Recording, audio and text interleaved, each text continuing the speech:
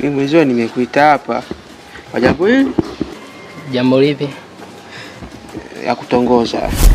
Mimi mwenzio mimi hapa promozea kitu kutongoza. Kwa hiyo nilikuwa naomba unifundishe kutongoza. Nikufundishe kutongoza mimi? Sasa sikia.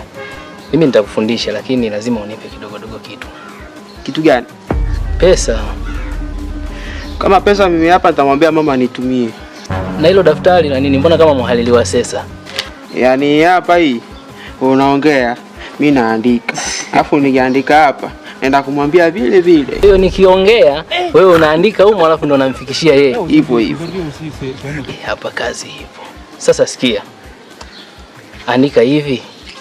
Ukinikubali nitakununulia meli. Hapo meli uongo. Wewe andika hivyo atakukubali. Bila hivyo hautompata yule. Na hiyo uongo bana, nipe nyingine. Hautompata yule.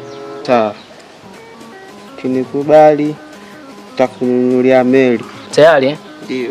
Mwambie na nitakutoa hauti za nje. Kama tunampa sifa sana. Yule mzuri na yule ni brand hapa. Si unaona mwanamke yupo peke yake na yule mbibi. Sasa mbibi yule si type yako, mbibi ni mkubwa sana. Wewe dili na huyu mzuri. Ukinikubali nitakupeleka njia nchi. Wapi sasa? Andika hata Marekani.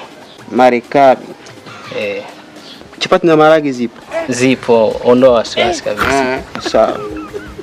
Na kingine cha mwisho, mwambie utampeleka kwenye hoteli ambayo ni VIP ambayo hata Justin Derulo anafanya show live, ataenda kumuona kule.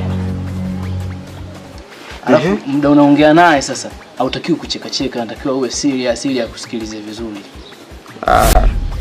Sitakiwi kucheka. Sasa utakavyoenda utalibeba nalo daftari.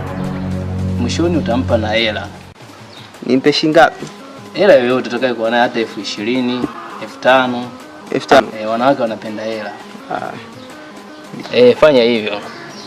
Nitampa 5,000. Sasa mimi mwenzio mimi hapa. Kwa hiyo nikitongoza nampa 5,000. 5,000 yeye. Nimpe 5,000. Ananikubalia. Anakukubalia kila kitu bila wasiwasi yoyote. Lakini usisahau kesho yangu. Mimi lako nitakupa. Haya sawa, nenda. Asante. Haya sawa.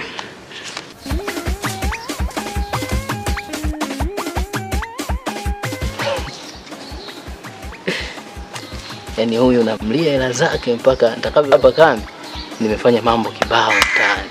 Wewe ngoja.